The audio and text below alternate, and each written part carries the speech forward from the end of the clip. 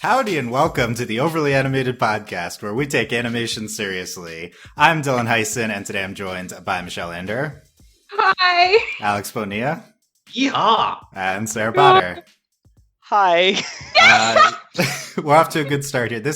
We're going to have a brief podcast discussing the Steven Universe movie, which we previously had a big reactions podcast to right after it aired last week. We are 1 week removed now from the Steven Universe movie. And the impetus for this podcast is I rewatched it. I've been listening to the soundtrack and I have much more articulated and different thoughts on the movie. So I want to get those on the record and have a little brief discussion here about, what other people think of the movie now that we've had a little bit of time to sit on it. And we're also going to discuss the songs at the end. So if you want to listen to the reactions podcast first, that's at overlyanimated.com. Find all the links there, but I want to get right into it. And I'm going to talk first about my new thoughts on the movie, which is very rare of me going here, but I have some distinctive thoughts that I think people are going to be interested in hearing on this movie. Which is basically, I think that this movie is a masterpiece. And Yay! yeah, let me give the strong take first, which is that I think it's basically perfect. Perfect being like perfect for what it is. I'm going to say perfect a lot. Like, I define perfect as something trying to be what it is, and it like fully does that. I think it's like the most complete entry in Steven Universe by far. It's like the perfect encapsulation of this show. It's maybe the best thing we've ever covered on this podcast. So that's why I think it kind of warrants this to just establish that take. Like, I think this is the best thing we've talked about on this podcast. In the, 4, years since we've been doing this. I tweeted, I think it's the best piece of animation since Legend of Korra. I don't mean like, animation itself, although the animation itself is incredible in this. I just mean like movie or show or whatever. Like, right, so like that would cover like the Adventure Time finale, Gravity Falls finale, I think it's better all of Steven Universe so far. Also, the best episode of Steven Universe. So that's maybe a stark difference from what some of us are articulating on the Reactions podcast. So let me tell you how I got there. It takes a perspective shift on this. Much like I guess the characters in this movie went through at various points, but you have to. So I tend to think of everything about narrative and serialized narrative, and I think, to be fair, the Steven Universe show encourages that because it is a serialized narrative for the most part. But this movie is not attempting to really do that. So once you can not think of this as like the next entry in the Steven Universe saga, it's not that, it's a overall encapsulation of the entire show. It's each character is not learning anything new about themselves. Rather, they are summarizing what they've gone through on the show in a much better, not like a much better as in it was bad before, but like in a concise and even better way than the rest of the show presented. Like it's the Steven Universe condensed into an incredible package. It's so intrinsically made. Okay, but before I get into what's great about intricately it, intricately made, intrinsically, it's intrinsic. Yeah, okay. Before I get into that, so basically, you don't view it from a plot perspective, and it clicks. And that's where I'm at. I think it's so amazing. Here's some of the things that are so great about it. I mean, obviously, to start with, the animation is incredible. It's a lot more, like polished, consistent than Steven Universe usually animation wise is. Not that that's necessarily a good thing, but I think it really works for this movie. There's 2 sequences that are so absolutely incredible. In particular animation wise, plus also the, Isn't It Love sequence. That would be my third favorite animation wise.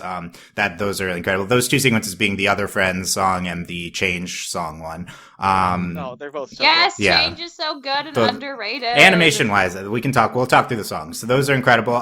The songs themselves, like, I think like every single song almost is better than every single song previously on Steven Universe musically. Like, this is like a big step up. I mean, I'm not like a music critic, but I think like this is so much more polished music, and some of these songs are so incredible.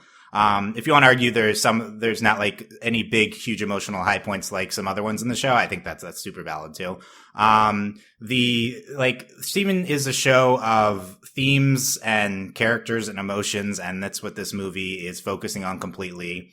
Like, again, even if we're not establishing super new themes, like, these are incredible, like, themes that we're hitting on in a really detailed and amazing way. I think Spinell is the best villain the show has had, is an absolutely amazing character. Sarah Stiles is like maybe the best singer that the show has had outside of the Diamonds, but like she is incredible.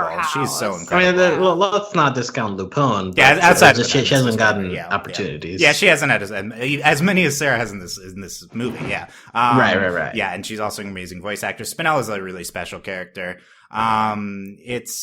It's also like a musical, which is different than Steven Universe is, despite having a musical episode and having songs, but the musical like narrative format is so perfect for this show, and it really just feels like this is what Steven has been trying to be like the entire run, like what it is now. Like, I mean, it's been different episodes, but this feels like the distilled pure version of it. Like, the musical is perfect for it, and it did it amazingly. I guess last thing to say is that any frustrations you have watching Steven of maybe the show focusing on things you don't want it to focus on, or it's like really drawn out. This movie doesn't do that, right? It's pure what it is, and that's completely just a change in format. There's huge advantages to being a movie versus a TV show. It's like much harder to tell a TV show narratively because you have to stretch things out. But you know, like, I feel like that's the biggest hang up for a lot of people, and this movie is just wall to wall brilliance for what Steven usually is. So we can dig into it slightly more, although we're going to be a shorter pod here. I'm obviously incredibly high on this, and I think it really is a masterpiece. Michelle, we can give each of your reactions to my take / your own take a week after the movie. I agree with everything you said, and I'm just like relieved that you feel that way. I was feeling a little crushed after our first movie podcast because I feel like I was the most high in it, but I also was like so emotionally drained at the time. They didn't have the energy to like say everything I wanted to. And like, I know this is a short podcast, so I might not say it all here either, but like, yeah, like, I think maybe the major hang up some people had was like they were expecting the movie to be one thing, and it was very much something else. It is absolutely a re-encapsulation of the best aspects of the show that stretched over 5 seasons into like one concise, like 90-minute thing.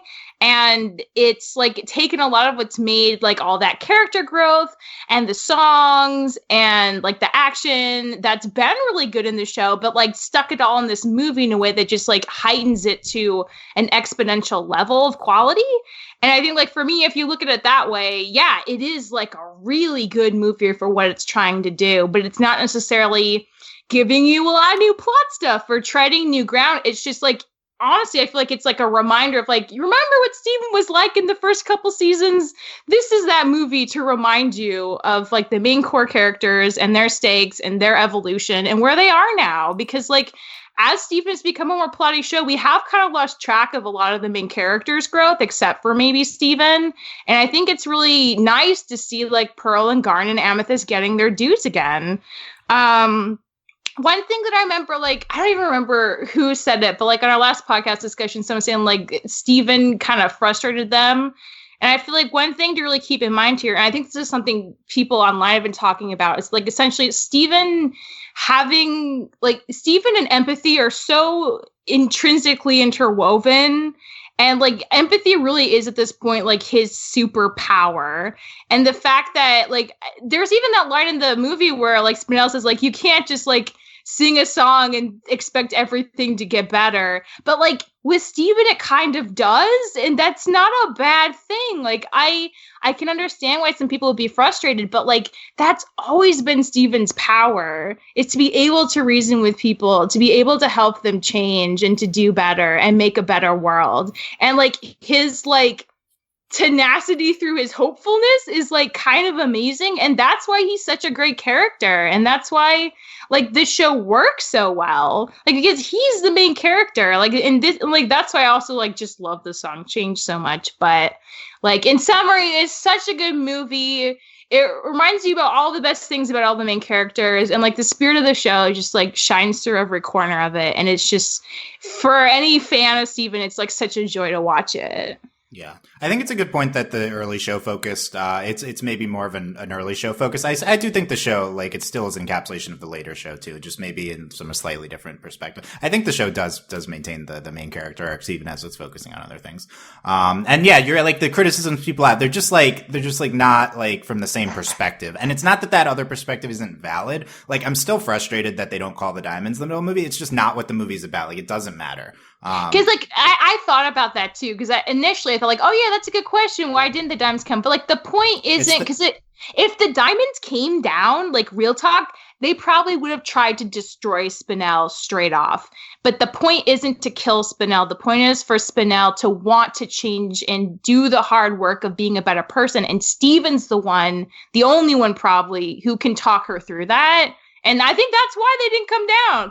That's a good point from a narrative perspective. Yeah, I think it's more just like just more of a thematic reason, which is that's like not the diamond's role in the movie. The diamond's role in the movie is relation to Steven and them being a family and going apart. It's like that. Like I think of it more as a thematic answer, not as a literal answer to it as a plot question, which is kind of how I think of the entire movie now. Yeah, it's a very thematic movie, less so on plot. Yeah, which is I think is the show.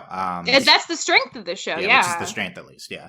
Alex, what's your response to my take and your thoughts a week after the movie premiere? Well, this week was the first time that I rewatched the movie alone, because the first two times that I watched it was with other people. So like this time I could finally like watch it on my own and just kind of like take it all in like a quiet, silent room. And I'll say that the music the optimal played a lot experience for the record. Yes. I guess there was something special about watching with other people. Though, yeah. But alone, I think that the music it's very impressive how consistently good all the songs are and how well they fit with the animation. On third watch, like I'm still like really entertained by all the musical sequences. As for the opinions themselves, like I'm in agreement that like this is an excellent movie. You use the word that this is kind of summarizing the show. I think a more appropriate word that I would use would be like reinforcing almost, because I think that they do it from a slightly different enough angle that the show did it, so it doesn't I get like from a superficial angle you could say that it's retreading, but I think it does slightly enough different to be like, okay, well we're like showing you what the main character motivations have been for these for Garnet, Amethyst, and Pearl, but we're taking it to a slightly different angle, but like it's still covering the same thing. So I enjoyed that they were able to put like a twist enough on each of these characters, so it felt unique. It still felt like a new Steven Universe episode, as opposed to a summary, which I think that like if you treat it that way, maybe it's not as impressive. But I would say that it's doing stuff definitely differently than the show itself, and also with regards to like the empathy of it, I think that's also important to note, that like that whole line that Spinell gives, like you can't change everything by singing. But I think that the movie makes clear that it's not really the singing or the words itself, but the fact that someone is motivated enough to want to help someone to change. And that's something that's been so foreign to these gems for a long time. And a message that's as pure as it is a message that still needs to be given, and that, you know, you gotta instill the desire in others to want to help others, and Steven is a very good example of, you know, he makes mistakes too, and I like that part about this. Like he fumbles with his words, just as the gems have done in the past, and I'm sure Pink Diamond has done in the past, where she wants to say things a certain way and it comes out a different way. Steven also has this issue in the movie, but like he works through it. He gets to a point where he's able to convince Spinell that he wants to help, that he wants to be there for her change. So that all feels very, very motivational, aspirational, and very reminiscent of previous Steven arcs. So I think that this is a very feel-good movie. on rewatch, it definitely showed me that it's one that like I could probably sit down and watch whenever I felt like it. Yeah. Because some movies, it's like on second watch, okay, well these aren't hitting as well. But like at least on this rewatch, I still felt like the same kind of strong emotions.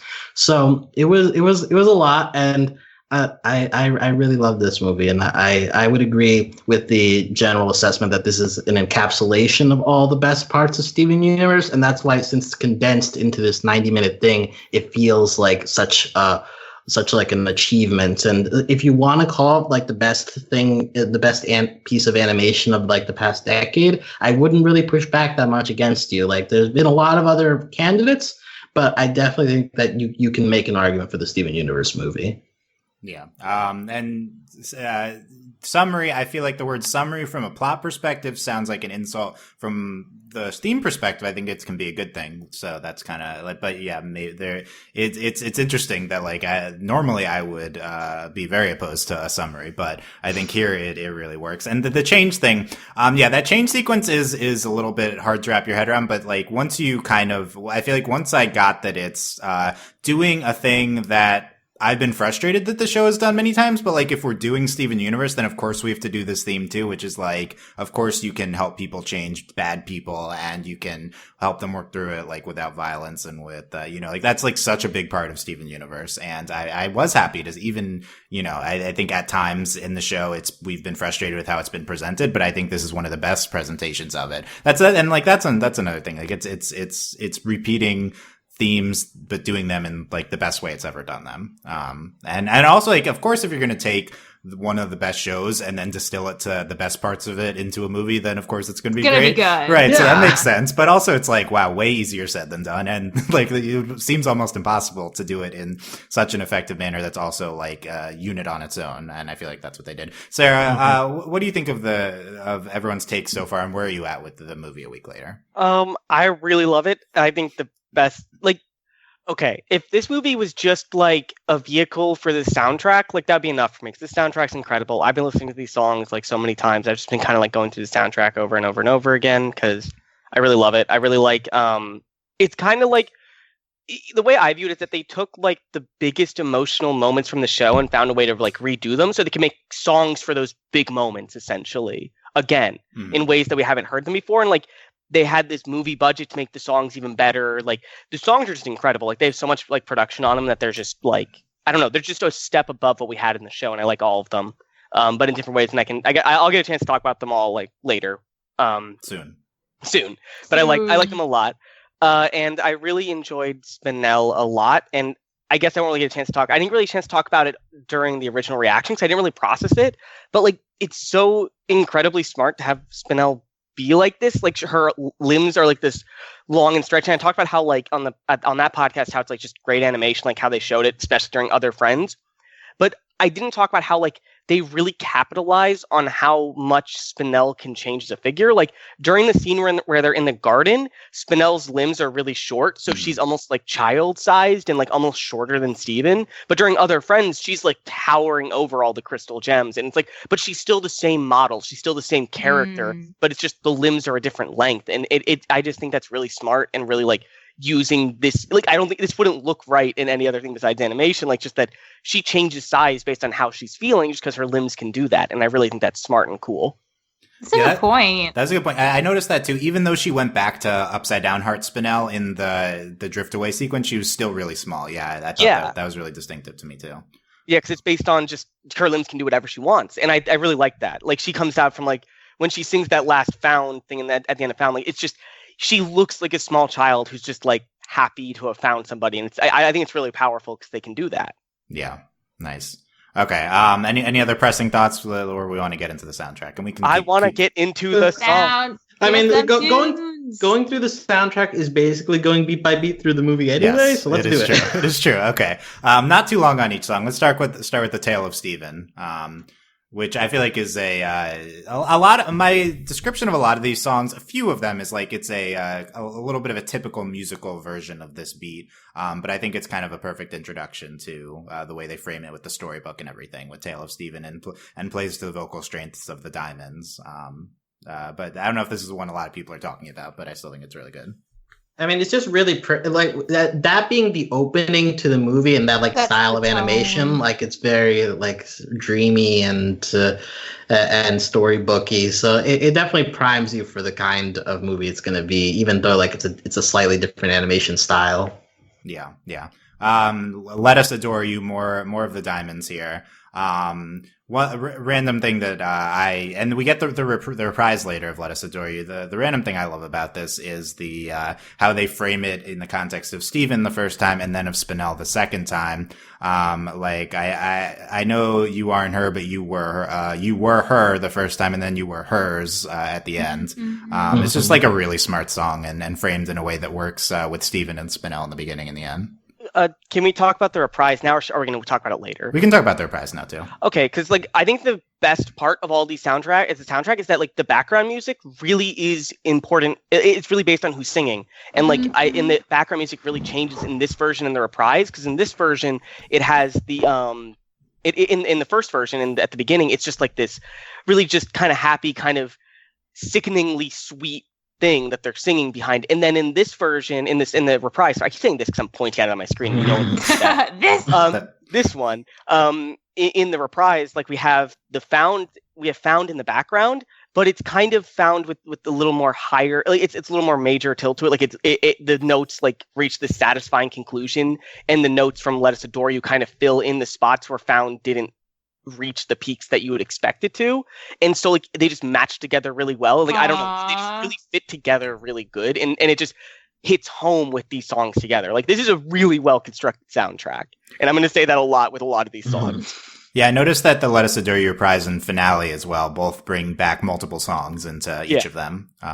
Yeah, I mean, I'm not as primed as you, Sarah, to pick up on that. So it took me a few tries, but I think that does stand out if you listen closely to those ones. Happily Ever After, it's kind of the main theme of the movie, I'd say. It's good. I love it so much. I love it more than I expected to. Well, why didn't you expect to love it so much? Because it's called Happily Ever After. Oh, and too that whole happy. concept is just very like, oh come on. It just feels like very like fake Disney news, you know? But I mean it What? Fake Disney news. That is what it sounds Put that on a t-shirt. But like the whole it's so gratifying because it's Steven, and the reprise, like we get the whole like there is no such thing as a happily ever after, so we're gonna confront this concept and throw it aside for the sake of realism and real change and growth that need to happen in the world and with people. But like it's such a good encapsulation of like everyone has a moment to sing about their whole situation and past and how they've risen through it, even though it's the beginning of the movie, so we know stuff's gonna happen to them. Obviously it's not going to stay happily ever after forever, but it's just like it's great to have everyone give their takes. And again, like I haven't heard Amethyst sing in so long. Like I haven't really heard Garnet sing in very long either. So it's just like I feel like for like those old fans, like it's just like, oh my gosh, like you're reminded of like how much all these gems have like gone through and like how they've come out the other side stronger. And it's just like very like uplifting emotionally. So it's a real good song. I think this was so good. Happily Ever After. It comes back throughout the soundtrack. I think this you could say this is the best song of Steven Universe. I think there's like it's one of my top ones of the show. The Pearl's part of this and especially is so amazing. Yeah, Dee Dee kills it in this. Yeah, song. Oh my god, she really does. Guitar, she's born to sing. Well, no, she got the bass, and that's important later. She got the bass, yo. Yeah, the bass. Yeah, but I don't know. This is just this is definitely one of my favorites. Happily Ever After. And it's also important to note here, like I won't harp on. I'm not harping on this in every song, but like this song sets up the background music, like themes that every character will have, like the instrument that will be behind them the whole time. Like if you listen to this, like every song is like if you hear the music that like if you hear the background music behind their like little like fairy tale they tell, like that's the music that like exemplifies them for this entire movie. Okay, I like it. Yeah, we're getting Sarah's music analysis coming out. Well, and that's been a thing in the show as well. That like each character has had their like motif, right? You know, and I don't think these like are too far off from their normal motifs in the show. I haven't had time to like listen to every single song in the show, so bear with me. but like I just want to listen to the soundtrack, and like, just for example, Amethyst is the easy one to look at because hers in this like thing, it's just in the first song in this Happily Ever After, it's like this really like kind of lonesome, quiet, like just kind of melodic sound, and it's kind of quiet, and then that same background thing comes back for No Matter What, but it has Steven's energy matching it that we also hear in Happily Ever After, but they're together and they mix together in a way that only really makes sense after you hear Happily Ever After. Yeah. Okay. That's nice. And I guess we'll be talking more about this one as we go through. Next is Other Friends. This is the one everyone's talking about. Yes.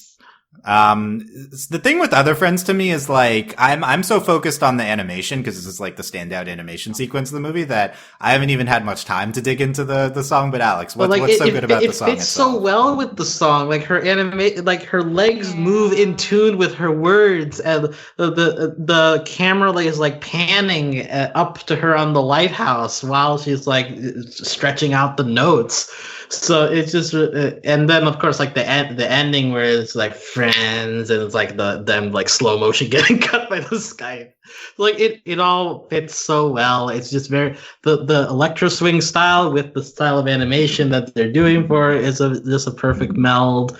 It's very re-listenable. I have heard some people say that they want the song without the dialogue in the middle, which I haven't actually like seeked out a version of that. I wonder how that would fit, but at the same time, I do like the idea of Styles responding to like these people being like, "Who is this person? Like, who am I?" Oh. So like it fits with the musical sense of it. Yeah. So I think that Other Friends is like my favorite song of this movie, but because of like all the elements coming together, like the musical one and the visual like coming together perfectly. Yeah, it's ultimately about the whole sequence together, so that's a great point. Yes. It's certainly one of the best of the movie. And like we mentioned earlier, that like Other Friends and Change were like the sequences that stood out. Of course, Takafumi Hori animated on both of those sequences, and also on Other Friends, Mickey Brewster was one of the storyboarders for that. I really love her because she's like also done big showy episodes like Jungle Moon and Can't Go Back in the past as well. So she's just like really strong with these kind of like action sequences. So like Other Friends had the right crew behind it, and I think it shows. Yeah, I think Sarah Styles on this one, and later, as we'll get to, she's really strong with this. Yeah. System/boot.pro yes. final parentheses 3 parentheses one of the info. funniest songs for sure. Of the whole movie. Sarah, what do you think of this one? Okay, so this is one important thing I want to touch on because this song is also just hilarious. I love this song, but yes. It's the end of it. Like, so this whole beginning part with Pearl alone is just really like creepily upbeat. But then as soon as Spinell reforms and as she's reforming, like you get this discordant electro swing thing that goes exactly clashing with what Pearl is singing as, and it just makes you so uncomfortable from a musical standpoint, and it's so great. Like, just listen to that last verse with Spinell reforming. Like, as soon as she starts to come up, like her electro swing just slightly comes in, and it just really dissonant with whatever is playing for Pearl, and it's so good.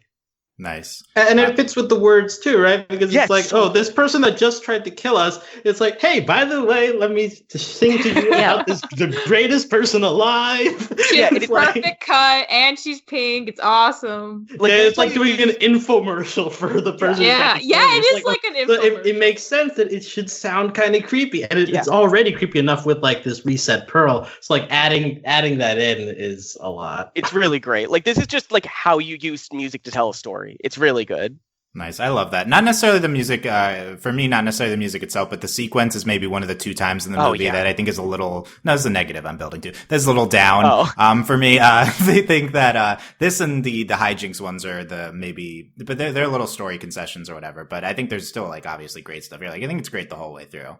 Also, it's a little hard to get past the Pearl and Greg stuff in this scene. If you think about it too hard, that's true. Although I'm gonna say, not from an analysis perspective, just from an enjoyment watching it perspective. well, I'll say that in our group viewing, this was actually one of the sequences that got one of the louder reactions. So, like, I think it serves its purposes in that regard. It definitely makes you have strong emotions. That's true. Yeah. Okay, that's true. Next, who we are. Since the movie, this is the one I think one of two I've been listening to the most.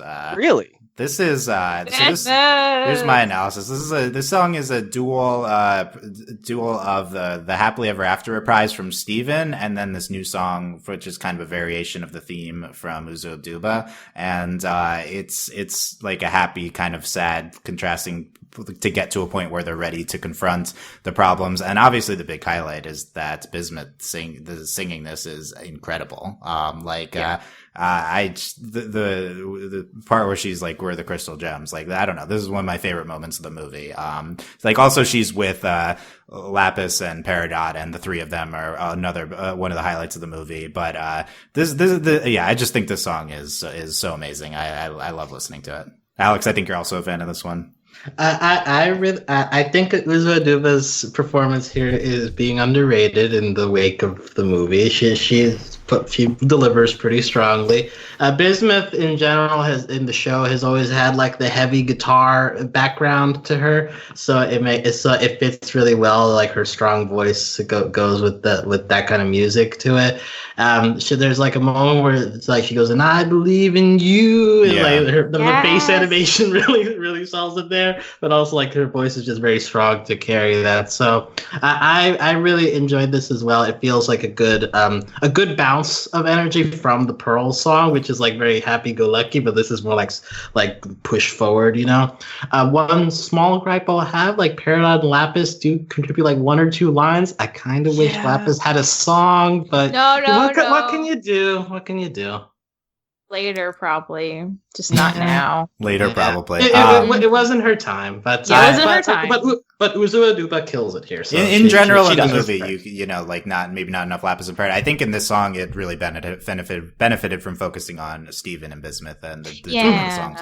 It really felt like a discussion, which is I think what benefits of the movie. Like it's a musical, and this really feels like a musical thing you can do here. Yeah, I really, really like Who We Are.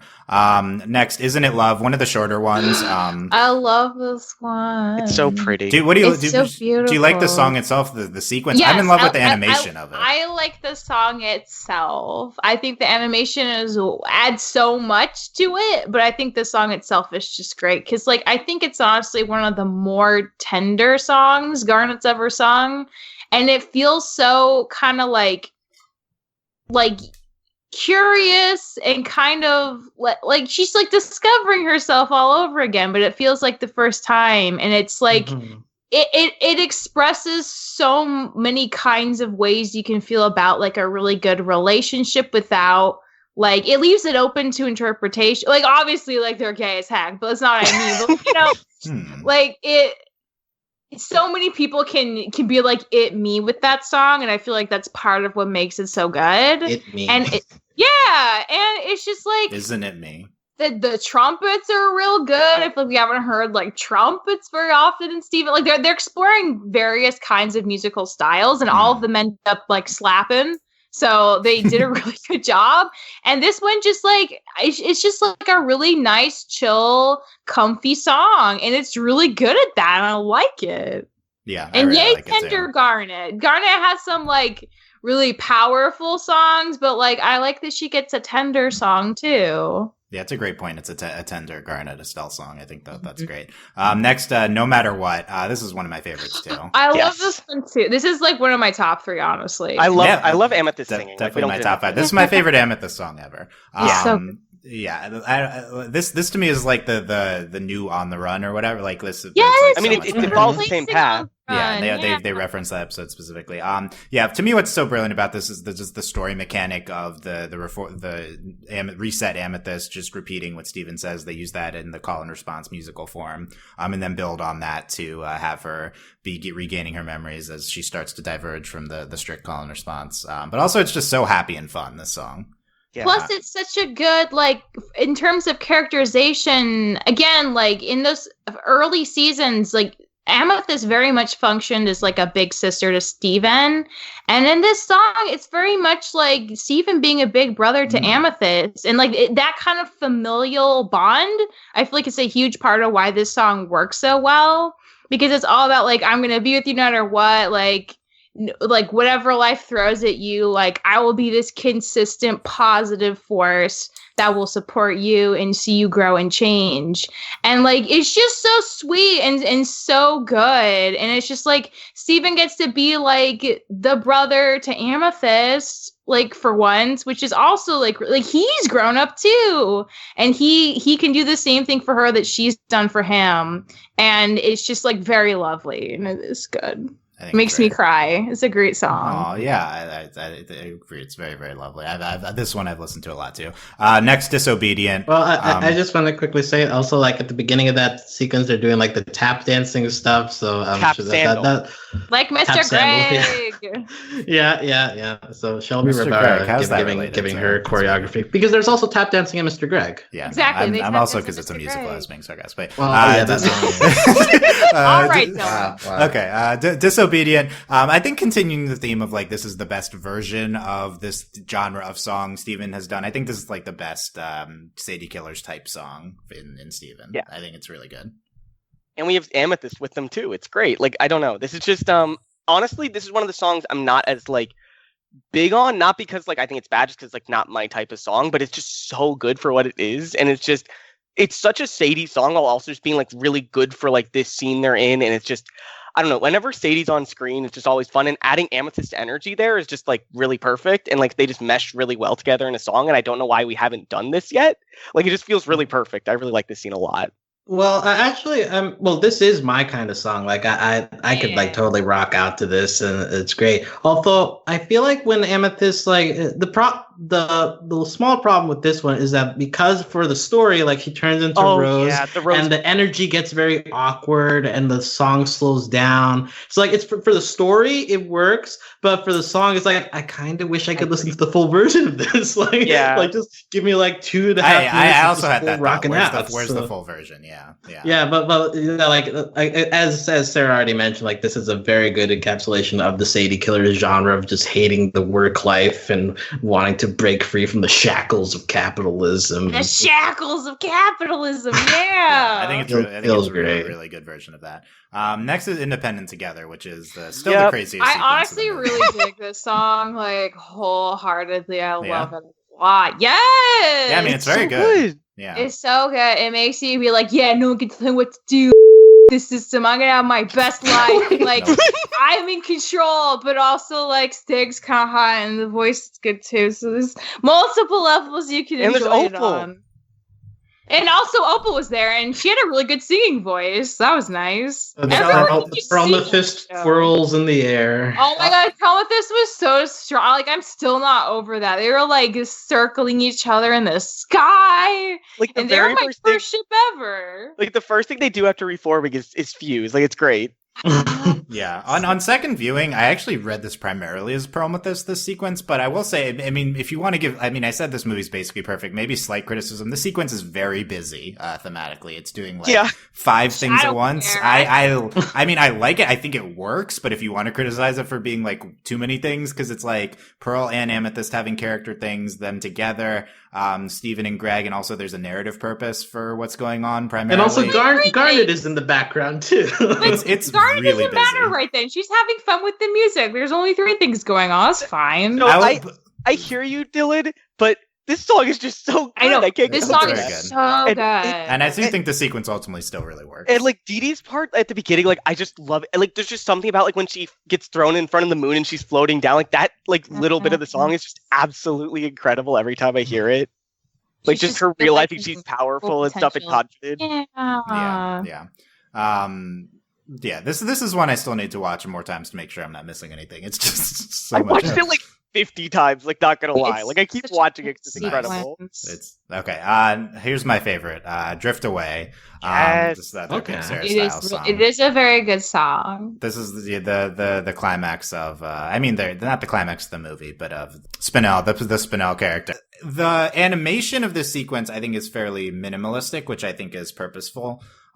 Just the story they're telling through the song, I think it's like the most successful like storytelling song. The music is really incredible. Sarah Styles in the song, her voice is really, really incredible. And obviously like thematically what they're doing with the Spinell's anguish, and just like how it makes you feel listening. like its function in the movie itself. This is probably my favorite sequence of the movie and my favorite song. Okay, Dylan, can I? This is my last time I'm going to kind of deep dive on the background music behind these because this song and Found together are just absolutely. And Found is right after the song, so we can talk about it too. I kind of consider the same thing, especially when you listen to like the background music, because Drift Away, if you listen to it, like it has all of these notes that lead up to, like when you're listening to music, like there are notes that lead into each other, like just naturally, like to the human ear, they lead to each other. And Drift Away, like refuses to give you that like catharsis of those notes that lead into each other. Like you're supposed to have this release when you go up, and every time she goes to a new verse, it just doesn't. Like it just cuts out the legs of the song itself, like every single time, because that's her feeling. Like her feeling is just like she's getting more and more lost in the song. And no point in Drift Away do we get this nice catharsis, this nice release. And then Found comes, and we get these couple of really amazing releases at the end when she like says, "And I feel found." Like it's just so perfect. Like it's like feels like almost this 5-minute lead up to like this big musical release when she's crying, and it's just so good. I love that analysis. And Found is just a gorgeous duet between Spinell and Steven. I also just love how they fit together, and one's like the anguish and one is the overcoming. Yeah. And that was great analysis to that effect. Keeping going here. Next is True Kind of Love. So, this is the one we'd heard before. And I think there's an argument that this is like the best song in Steven history. This is like really incredible, this song. What's interesting, I think, about it is its function in the movie is that it's kind of like a plot moving, like it's doing a few things at once too. It's like starts as like a Garnet thing, and then it like turns into like we're moving the plot. The weird thing is like it's really scoring the fight between the Gems and Spinell. It's really good. It feels like it should be like about Spinell in the moment, but it is like I think the song alone works, but in the movie itself, like it makes sense that the things she's singing specifically refer to Spinell in the moment. Like I think it works a lot. Yeah. This to me is like kind of what we're doing with the Independent together. Like we're doing a few things at once, but I feel like this is much cleaner, and not that that's also really good, but this is just so beautiful, this song too. And I feel like having Garnet sing kind of the moving to the climax of the movie, I think of course, like this is like that I think that really fits with Steven Universe. And I don't know, I think we've I think True Kind of Love's brilliance has been downplayed a little, considering we got it early and Cartoon Network repeated it on loop in promos. Oh my god, it's a really good promo, though, to be fair. Like, cut. Okay, as promo representative, any promo, you could take the best promo, but if you play it every commercial break, it's going to get annoying. So yeah. I don't think it was even intended to be an promo initially. I think they were like, we want that. Can you take that YouTube thing and give it to us? And they're like, okay, this is for San Diego, but I guess you can have it on air too. And then they just aired it a lot. So okay, that's a good story. Anyway, True Kind of Love's brilliant. Change. I was surprised how short this song was in retrospect, but this is a great Zach song. It's also just animated really well. The animation it jumps out at you from Change. Also, it's the climax of the movie. Yeah. But the song accompanying it is also really gorgeous. And it's like, I'd argue it's like the thesis of the movie is that song. And Rebecca said it was like the last one they worked on, which is interesting, but I can kind of see how that happened too. I mean, it's the thesis, it's the Stevens character thesis, which therefore the thesis of, maybe the movie and the show. And it's and like I said in the beginning, I think like the Change theme for Steven and just for the show overall comes together well looking back on the series and the type of things we've done.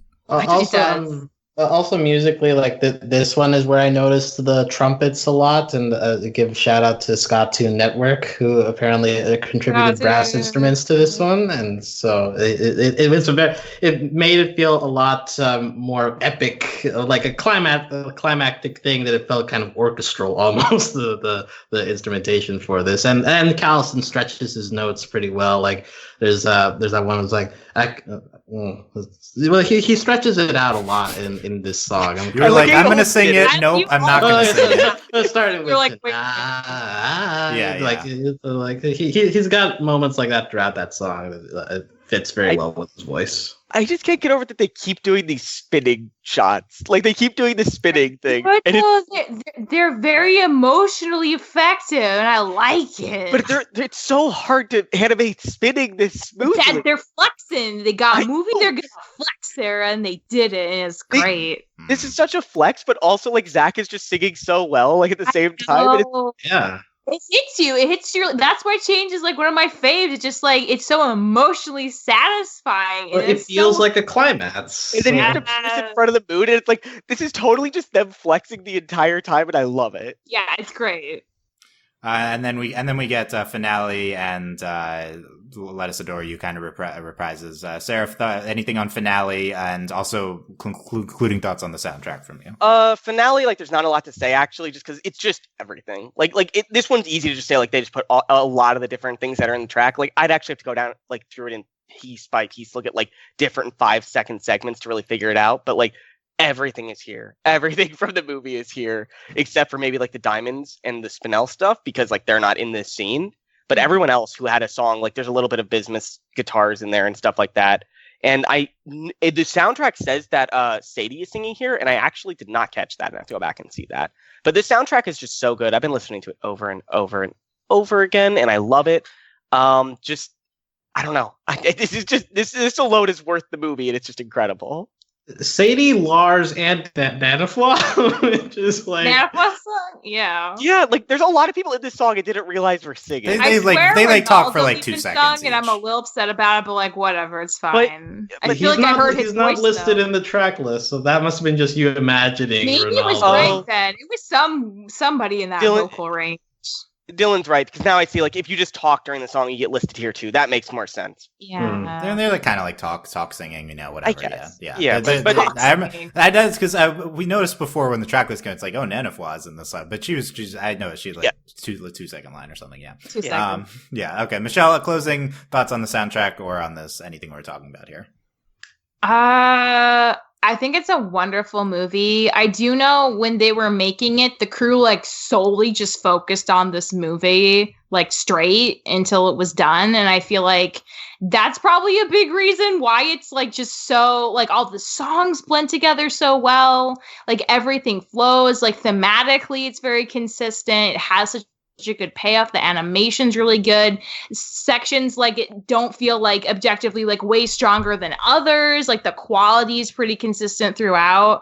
And I'm just like really glad they got the opportunity to make a movie, because like what a good movie to look back on now. And it works so well. Just plop this in your player, even if you haven't seen the show or if you like want something quicker. Yeah, like your DVD What type of player you got? Oh, DVD I don't know. player. I don't have anything, but like hypothetically. Okay.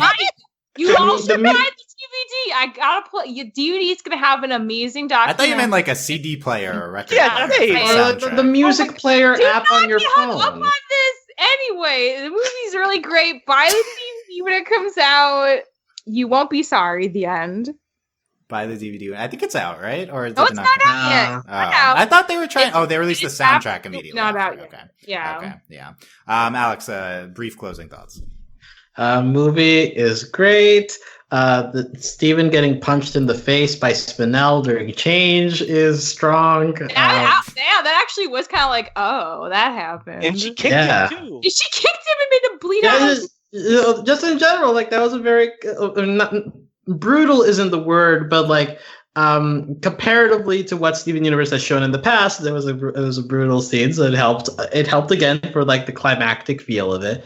And yeah, all these songs flow together really well, and at the end when they're doing the whole Broadway like the chorus line thing, it's like, well, this is totally off base, but it's a musical, and you started with the storybook dreamy beginning, so you're ending with like okay, we're gonna take a bow, like, look, this is what we did, like appreciate us. So that's how I feel. I appreciate Steven Universe for existing in my life, and this is a movie that deserves multiple watches, and so far it's been great every time I've watched it. I love that Connie's there at the end. That's that main thing I feel like Connie's there, yay! Plus, in the Broadway thing, like they're all in suits, but Steven also has amazing feathers, and it's like gender's a construct. Wear whatever you want, and you're gonna look fabulous, and that's great, just objectively. Yes. You know what else this movie deserves? An Oscar. Cartoon Network / Warner. Alex and I have reviewed the Oscar guidelines, and we kind of think that if you played this for 7 days, I don't think this. at the very least, it's ambiguous. So please explore this. If you played this movie for 7 days in LA theaters in December, I believe you could get this nominated for Best Animated Feature. So. I think they ruined it by already putting it on TV. But I don't think they did the LA premiere to do this, but that might save them for this. Like, I'm just saying. Like, Warner, you should put money into this. Like, this is worth it. You should go ask somebody in the Academy, hey, can we put Steven Universe in? No. Okay, thanks. I don't even know who you ask. I don't even know who you ask. I'm fairly Oscar, confident obviously. that it is not prohibited. Just ask that golden guy who ask the golden guy on the trophy. Yeah. Okay. So we'll start the Steven Universe movie. Would this be? Well, this should at least be eligible for like an Emmy or something, right? The problem is there's not really a category. It would be like long form animation. Like, yeah, it would battle put it in with that like a 30-minute Simpsons special. Right, that's where it would go. Has a specific cutoff too, though. I don't think 90. Yeah, maybe you can put it in TV movie. Try to get it alongside Black Mirror. Not that they're going to do that or something, but it better be Black Mirror. The problem is that. Okay, we're not getting into that. Okay, thank you. Overlyanimated.com. Find all the links there. Thanks to all of our patrons at patreon.com/overlyanimated, especially our patron of the podcast, Sam, a.k.a. Suitcase Sam. I think this actually is our Sam's time. And thanks to our patron executive producers, Ryan, Steve, Alex, Beatrice, Hugh, Michael, and Needle.